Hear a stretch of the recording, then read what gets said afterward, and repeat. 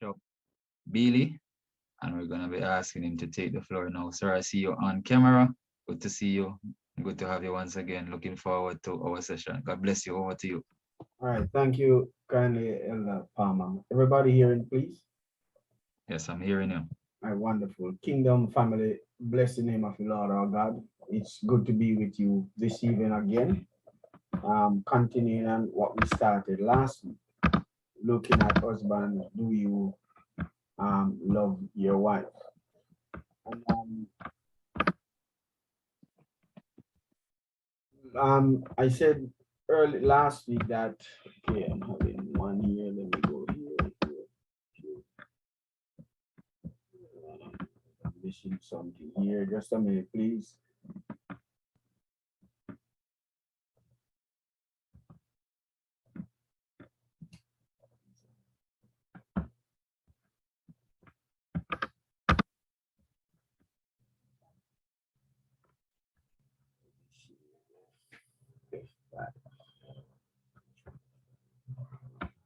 All right, trying to go to my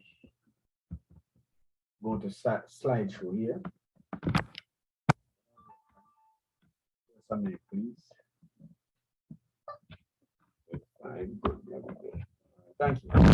So last week we started looking at God's intent for a husband, and this is the aim of these sessions, to look at God's intent for man as husband. And in looking at that, last week we talked about God's intent for man would have been a heterosexual relationship and a one woman as well. It should be complementary, equality. We talk about believe and cleave. We talk about for procreation, and not just procreation, but for our children to grow up and to acknowledge God. We also look at we're commanded to love, and love is a matter of choice, one of the behavior.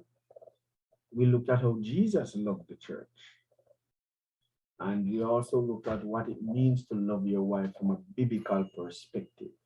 I am going to continue in the same vein, completing what it means to love your wife from a biblical perspective.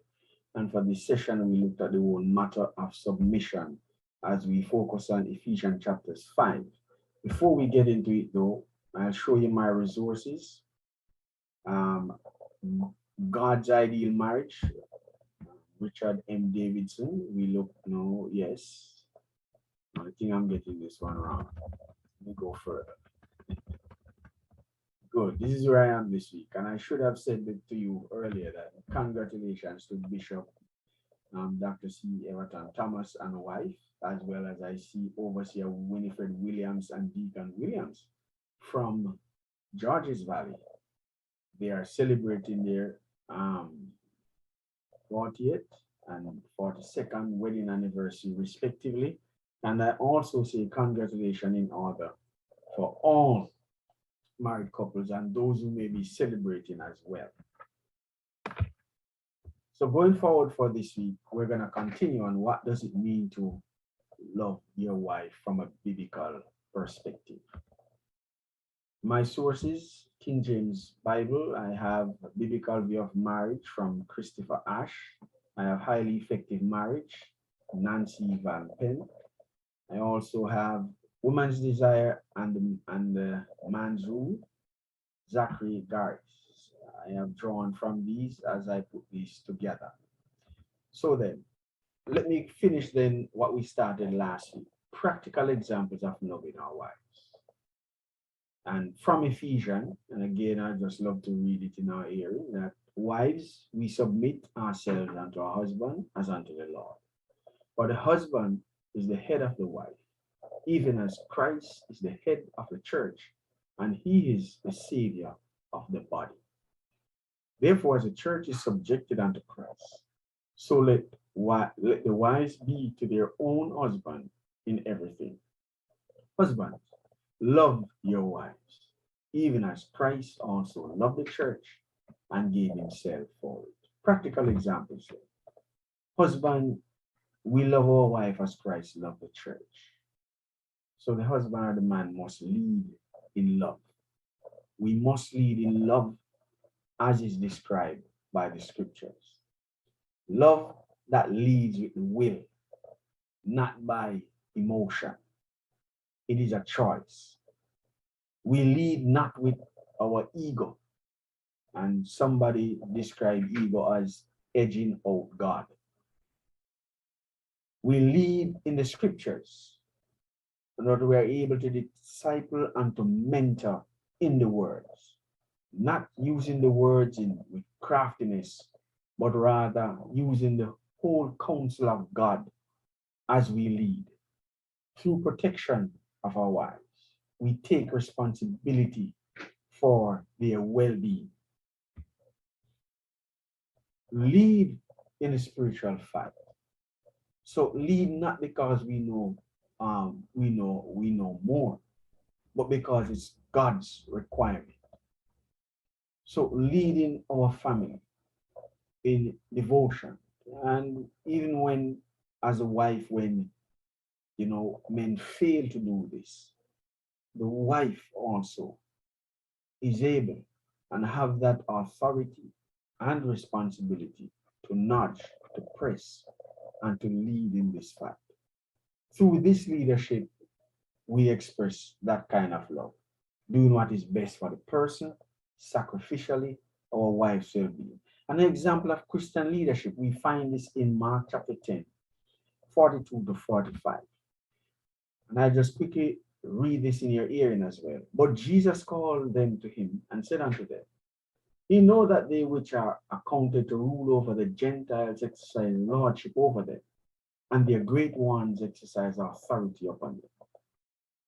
But so shall it not be among you. But whoso will be the greatest among you shall be your minister. And whosoever of you will be the chiefest shall be servant of all. For even the Son of Man came not to be ministered unto, but to minister and give his life a ransom for many.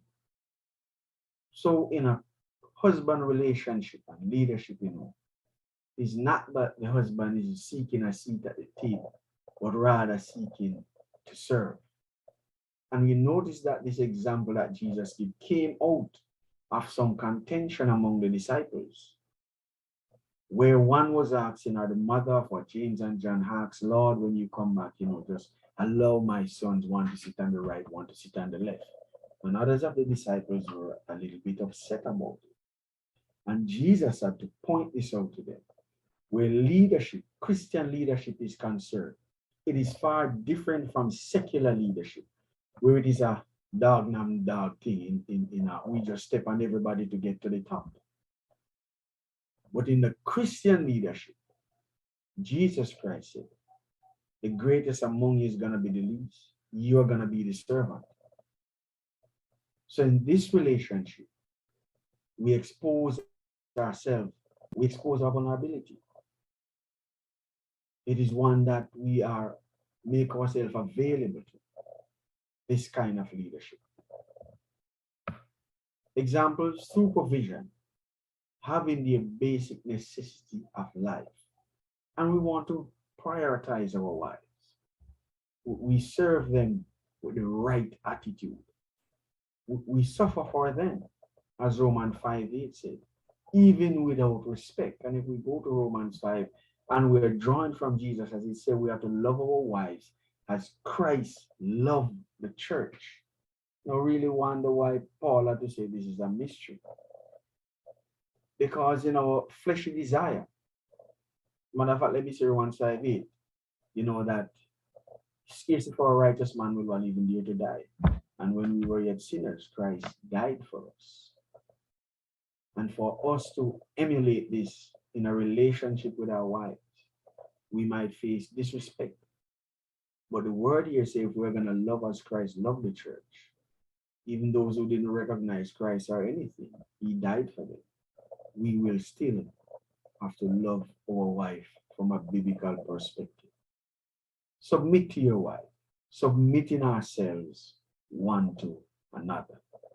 And these are some practical practical examples. There may be more, of course, when we get to discussions, we can throw that out as well. We can explore it some more.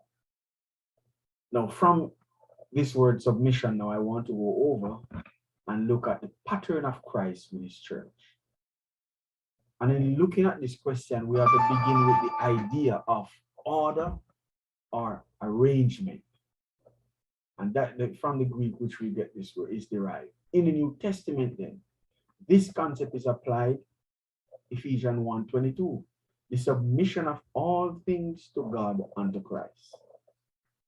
There's a submission of all things to God and to Christ. The submission of Christ to God, the submission of the believer to God, the submission of the believer to civil authority, the submission of the church member to their leaders, the submission of children to parents, and the submission of wives to husbands.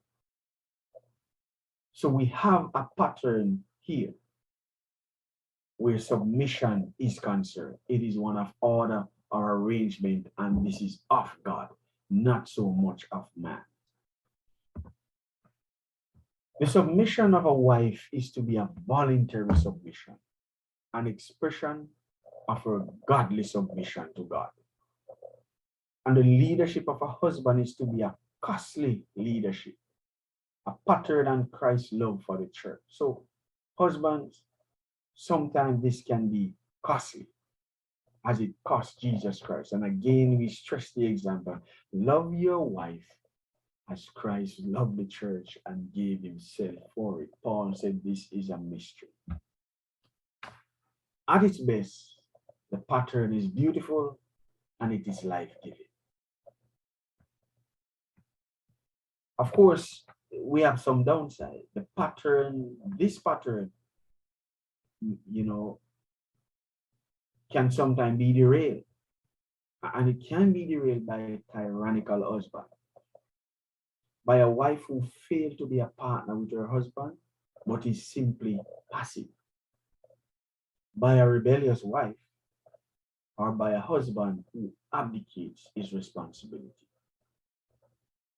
And throughout our time in our society, some of us may be able to look at some relationship, and wives and husbands, we can also reflect on our own relationship. And we may even be aware where we have tyrannical husbands, wives who fail to be a partner. We may have some rebellious wives, and we may have husbands who just give up that responsibility. I just give it over to my wife. Let's look some more. So while it's the pattern that Christ would have given the church by these actions, a Christian husband, you can derail God's requirement for leadership in the family. The pattern of Christ with the church. So let's look at some leadership that sometimes just destroy our wedding, our marriage. Under the guise of submission, sometimes there is the opportunity where persons use this to manipulate our children, our family, and destroy them. And this can be any authoritarian, men or women, where we rule, conduct ourselves heavy-handed, we're commanding, we're dictators, and I would say graciously, this is not of Christ. This cannot be sustained by the scriptures, as the scripture clearly defines how we are to love our wives and how our wives are to respond, or our wives are to respond to their own husband. I want to stress that, to their own husband. We have the controller making decisions without consultation, dictating how a spouse should dress, where to live, how to spend money, lacks consideration for the spouse's wishes, disregard opinions and feeling in decision-making process. So we have a controller here who really doesn't care much about the wives. I smile and do all of that, but my smile is not really genuine. I smile for the camera and the crowd. but I'm a rules person. It is my way or no way at all. The controller. So these are something that really destroy the relationship in a marriage, going against what God requires of his people. We also have objections to leadership. And I have 4 here. These may be some common ones. Husband not worthy to accord respect. You know, we may find in some relationship where the husband really lacks respect for his wife. And so a wife will say, you know, you're not worthy. You know, and this husband may be inconsiderate, dishonest, unfair, bad-tempered, feeble, or insipid. You know, any one of those can be affecting where a wife says, my husband is not worthy to receive respect. There's also feeble and no leadership abilities, where a husband may be passive, may be weak, may be cowardly, and this sometimes might force a wife to take over the leadership of the family. And when we have, you know, a domineering personality in a wife, this can really disturb the family where the man is going to withdraw and leave all decision makings to his wife. And in all of this though, the wife may still be crying out, why won't you lead? And it would be good though for the wife in this situation to give that opportunity to encourage the husband to lead and to allow the husband to lead. Sometimes it is difficult because you may be dying with criticism. You may be dying with I told you so, which leads me to the next one, repeated failure. The husband may try to lead, the decisions are off, everything goes off, and so there's repeated failure where they're just, I'm not giving you that chance to mess up all of this. And you have unsaved husbands where, so I'll give you an example from Brazil. I think in the 90s or early 80s, there was a massive revival there. And a lot of women came to the Lord, but their husbands were unsaved. And some of the men became very upset that the church were taking away their wives. And so the church quickly called a meeting with the wives, and they drew from 1 Peter 3, where it talks about the wife, how you are to win your husband by the life you live. And there's data there to show that these women were largely successful in convincing and converting their husband to Christianity based on how they live and respond to their husband. But in some cases, you have unsaved husbands. They are put down by their wives. The wives may feel that, you know, I'm more spiritually alert and I'm better in tune with God. So all decisions and everything happening in this family, you know, I should be making these decisions as well. It can turn the husband away from everything. And the very person that we worship and give glory to, who brought you to salvation, this husband may find this person repulsive, this God that we serve repulsive and rebel. So these are some objections to leadership for me. Let's look then at some leadership principles in marriage. Again, you know, in the secular world, and we look at management. This evening, as I look at this, I want to consider it from a biblical perspective. And even if I have anything secular here, it would be in a most genuine way that helps husbands as we try to fulfill our God-given role to improve on how we lead in our family. So I have to effectively and sacrificially lead family in a loving manner. We need to know our wives. We need to know them. So we take time to know and to learn and know them emotionally, know them, their personalities, their temperament. We have got to spend that time to know them. When they need you to listen, when they need you to spend time with them, because sometimes we can get so consumed in work And everything else, other than spending that time to listen, to observe, we also need to consult, have open and clear communication. Consult, open and clear communication. And as I said to a number of persons, that while in marriage we talk about unequally yoke, and persons really speak about this forcefully as children of God. But there's research to show us that the most critical thing in a marriage is not so much compatibility and all of that. It is how well we make decisions, how well we problem solve, and how well we communicate. Because I can assure everyone online here, in every relationship, these are the top 3 things I believe we do every day. Making decisions, where we're gonna live, what we're gonna do next week, which school our children will go, how many are we planning to get pregnant, all of those things, decisions. And I've always said to some persons, no matter how you tell me that you love, if we do not communicate well, if we do not make decisions well, if we do not problem solve well, that love can go through the winter in just a flash, just like that. So we need to consult, we need to have open and clear communication. We need to be consistent, godly qualities, and be responsible. As being consistent, godly qualities at all times, because that's what the scripture calls us to. So we demonstrate godly qualities at all times. And I'll go back to D.L. Moody from last week. If he's seeking to promote somebody to be a minister, he's not going to go to the church and ask about the minister. He's going to ask his wife about him. The wife can tell you a lot about the husband. Is this person worthy to be a minister for the gospel?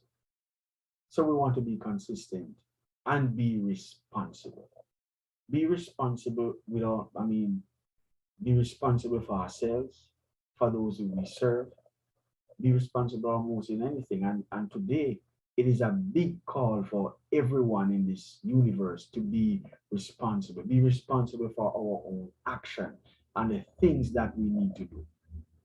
We also need to set the tone, the expectations in our home.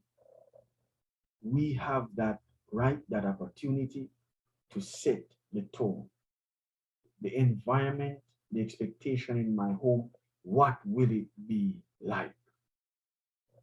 Are we going to be in a godly environment 7 days of the week, or just on Sunday morning before we leave for church? How we communicate with one another, correct one another, in disagreement with one another, we set the tone.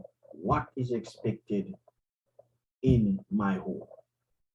And we also want to recognize our wives' gifts, their capabilities, and we need to encourage them to maximize them. I want to say this again. We want to recognize our wife's gift. God has given every one of us a gift. We have that, and we must use them. We have capabilities, and it's for husbands to recognize them.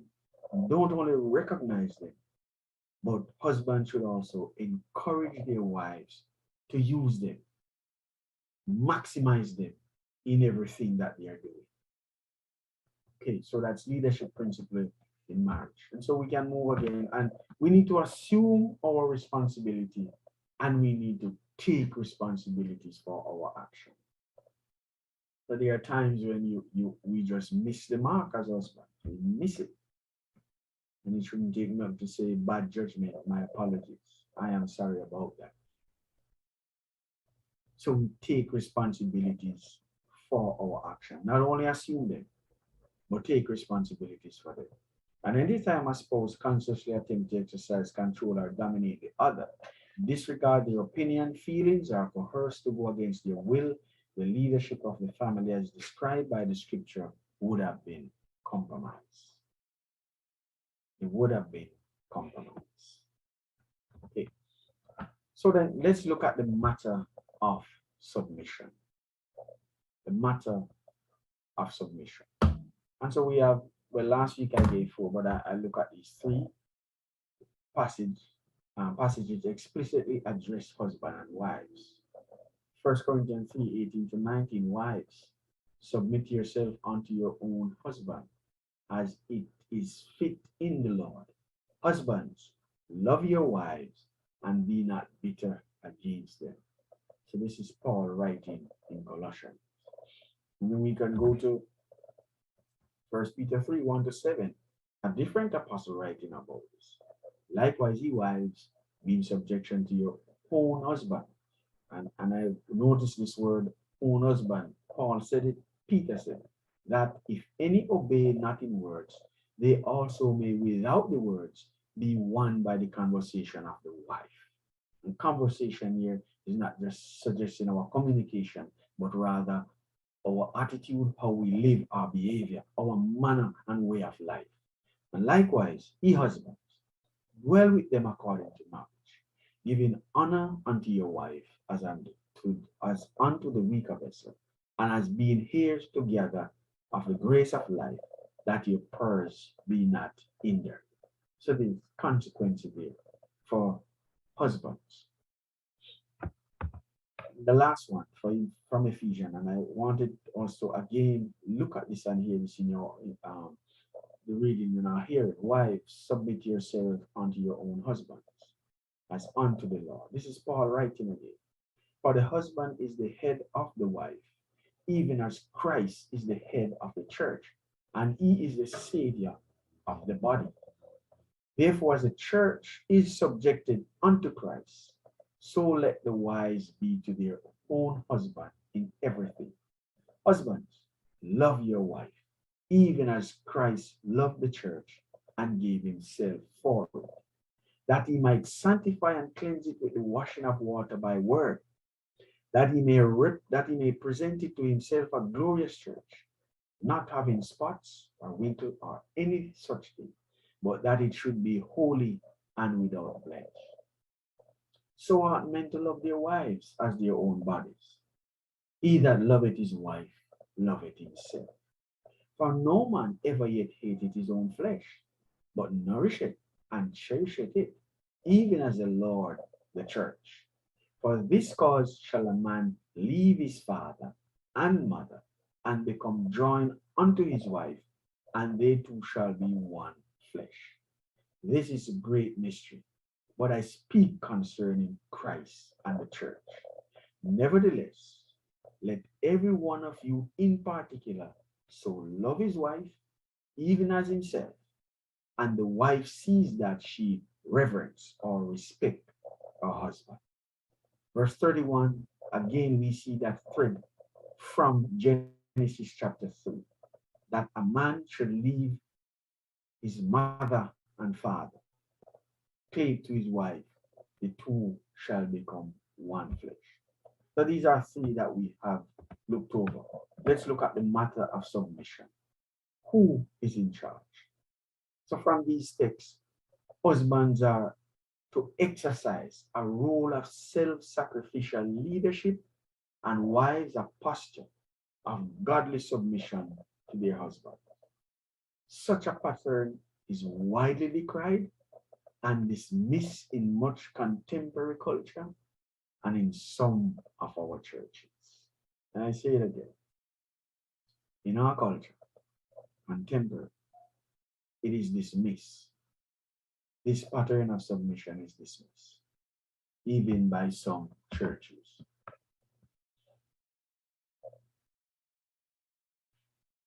Let's go to Genesis 3:16. Unto the woman he said, I will greatly multiply thy sorrow and thy conception. In sorrow thou shalt bring forth children, and thy desire shall be to thy husband, and he shall rule over thee.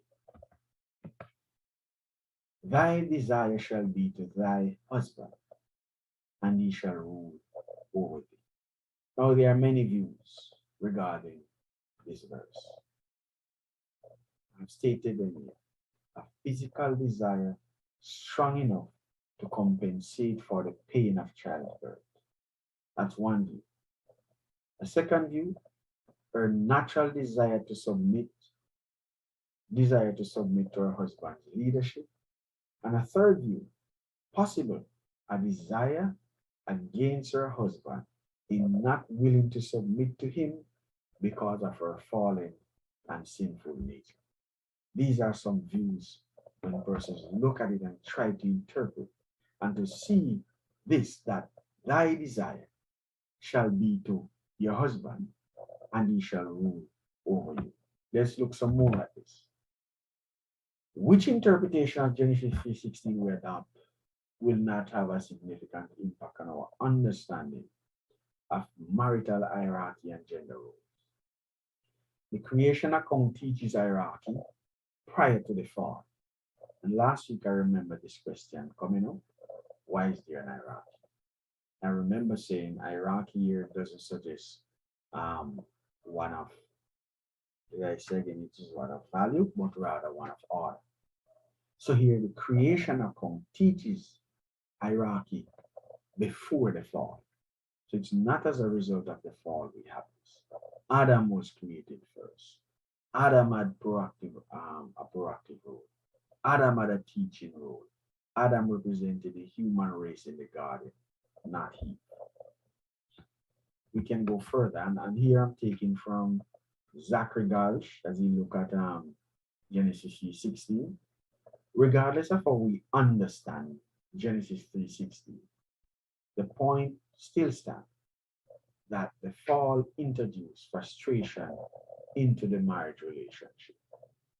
The fall, it introduced frustration into the marriage relationship. It was not that the husband authority and wife submission were introduced as a result of the fall. This hierarchical relationship was part of the created order and was now frustrated by the fall. Like all things, a husband authority and a wife submission are subject to corruption because of sin. Yet hierarchy between the sexes come from the creation order, not the fall. It is not something to be overcome, but something to embrace as God's design. That's submission. I go further. Wives, submit yourselves to your own husband as unto the Lord. In the New Testament teaching, then, submission is at the core of every Christian relationship. Submission, it mirrors Jesus' willingness to submit to the Father. And I have here some contemporary or cultural belief. Submission to a man is the meaning. Submission, well, I have two ways. All right. Submission is oppressive. Some brand this verse as sexist. That is Ephesians 5:22. Some view the passage as justification for husband mistreating or abusing their wives. Some see this as groveling, losing one's identity, blind obedience, passivity, and servility. This is how we find contemporary and our culture viewing submission. But let's look at what submission is not. Submission is not agreeing on everything. It is not being helpless, dependent, unable to accept responsibility and make decisions. It is not being without an opinion. It is not that wives are lacking influence. It is not putting your husband's will above God. That's not submission. Rather, I have here that submission, then according to Paul, are faithful. And I hope we mark these words, how Paul described them to us. A faithful husband willingly lays down his life for his wife. He is not a tyrant. who forces her to submit to his sinful human desire, but abandon his own will, affection, and needs for her. Submission in marriage then is a sign of strength, not of weakness. It requires a great degree of personal strength of character. Submission in marriage is a spirit of respect a wife has towards her husband. It is an attitude intended to help her and her husband to live a more contentful, peaceful life together. So as I speak this evening, I speak from not a secular view or the contemporary view, but I rather speak from the scripture that describe how husbands are to love their wives and how wives are to respond to their husband. Submission as well comes with limitation. And so we have two comparative clauses here where submission is concerned. Elucidation talks about wives are to give their husband the same unquestionable, absolute submission they give to Christ, or wives are to submit to their husband as submission rendered to them truly is submission rendered to Christ. So when the wife yields her will to that of her husband, she yields to the Lord, providing the husband's direction are in the fear of God and in line with the words of God. So the first clause would be questionable and find itself receiving a whole lot of challenge and could not be practiced by the church or Christian, because there are times when in relationships there are some ungodly desires for submission, and the words of God tell us that it is better to submit to God rather than to man. And the last line here tells us that as long as it is in the fear of the Lord and in line with God's will. So then, I think this is my final slide. Submission. Our submission as Christians is always first to God. It is always in the fear of God. And it is always the will of God. I leave us again, wow, yes, with these same reflective questions that I asked or gave last week. Are you willing, men, husbands, are you willing to allow the Spirit of God to transform? This is a mystery. This is something that is difficult. It is showing up your vulnerability. It is making ourselves available and loving our wives as Christ loved the church. Are we going to fight our God every step of the way? Are we going to fully surrender ourselves to Christ and allow Him to begin that work in us if we're not at that point? And I have one question for our wives. Are you ready for this kind of love? A sacrificial love where the husband put his needs and desire on the back burner and look after your welfare. Lovingly, sacrificially, caringly. Are you ready for this kind of biblical love? And that's where we start. So, for our next session then, we'll move on to perceived gaps from God's ideal, and as church and individuals, where do we go from here? Ella Leron, I turn over to you for discussions at this time, if we have any. Yeah, thank you very much, sir. I am sure we will have some questions coming from our participants today.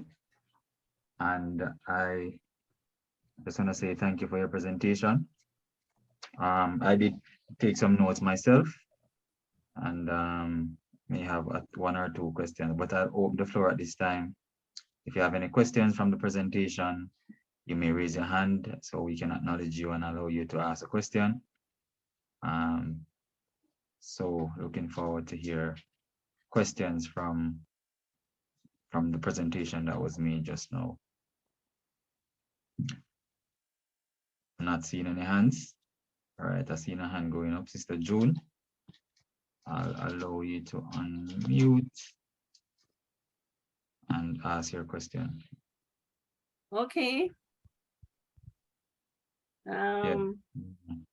All right, so it's just a comment.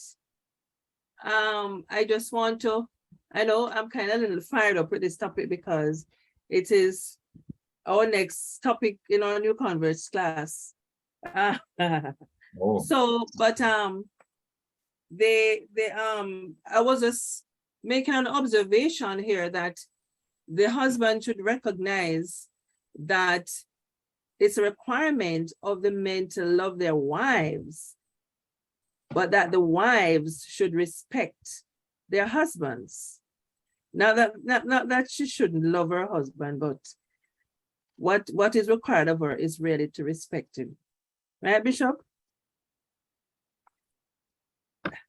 Yes, so according to Ephesians 5, and I believe it's the last verse, that's a requirement we see there. But love is always in the middle of all of this. We're not gonna move it, but that's what we see from that she ought to, in the King James it said reverence, but boils down to respect her husband.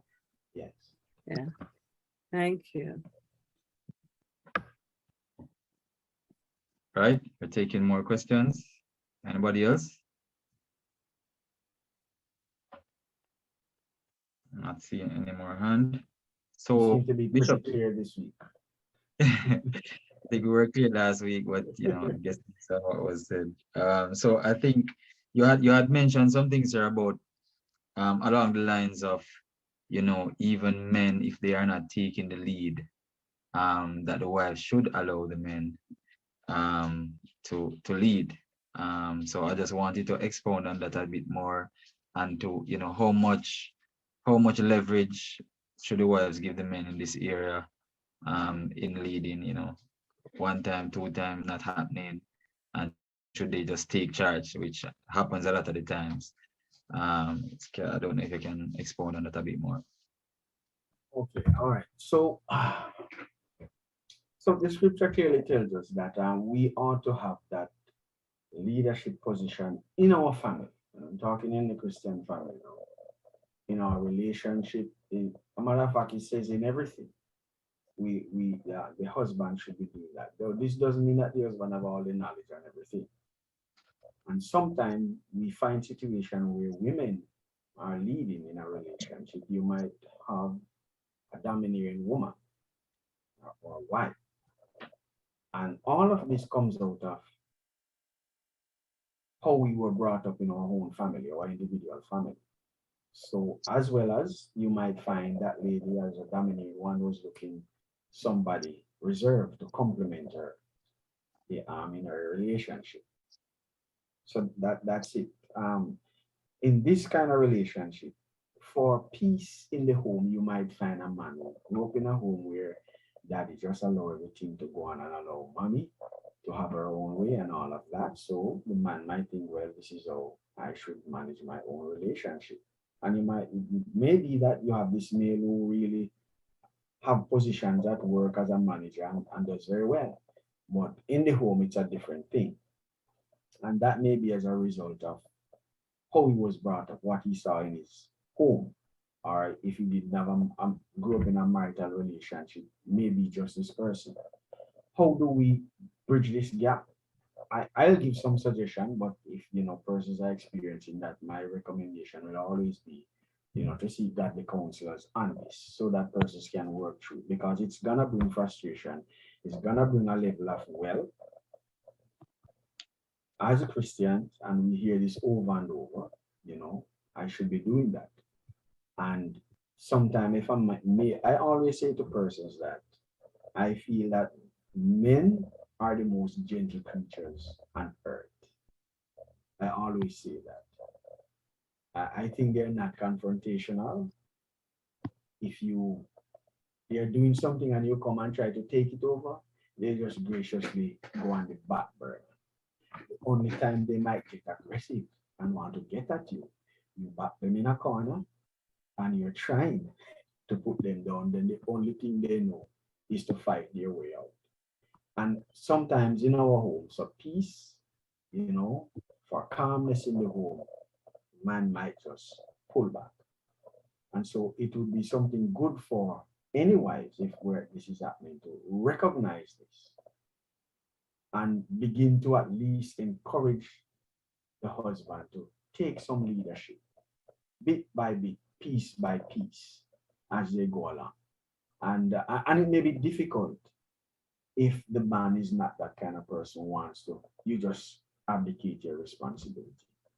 Because a time will come when your wife is really looking to you for leadership. And regardless of what the society is saying and the picture that is being painted, ask women, they rather to have men who are loving, they have some aggression, they have some manliness about them. They are looking for that. And so it would take some time for both couples, if that's happening, to sit and talk about it from a scriptural perspective and how we can manage all of this. So I hope my response would have satisfied. I give a little leeway. Yes, sir. So it's a balancing act. I gather, and relationships will differ as to how persons manage. And as you said, sometimes for peace sake, and men do like their peace in their homes. All right. So I'm not seeing any more hands. All right. Somebody's saying, don't ask a question. They don't want the name to be announced. I see a couple things here. What posture should women have, and also what should we communicate to our children, especially our girls, as a child of God? And this is in relation in a society where women are progressing in their secular career and have and milestones. So they are progressing. So what posture does a woman who is being successful on the secular side, what posture should these women have? And what should we communicate to our children, especially the girls, about this? Women are now taking leadership role, not only in homes but also on the secular side. What should we be telling our children, especially the women? That's the question, sir. Okay, all right, thanks for the question. So in the secular role, I don't have much to say. It is good. It allows for greater mobility in our society. That when the skills of women are engaged, so that's a plus. Where marital relationship is concerned, even though, and again, even though you are progressing in the secular work or all of that, in a married relationship and a Christian one, a wife would still be expected to allow the husband to lead. And there are situations where you have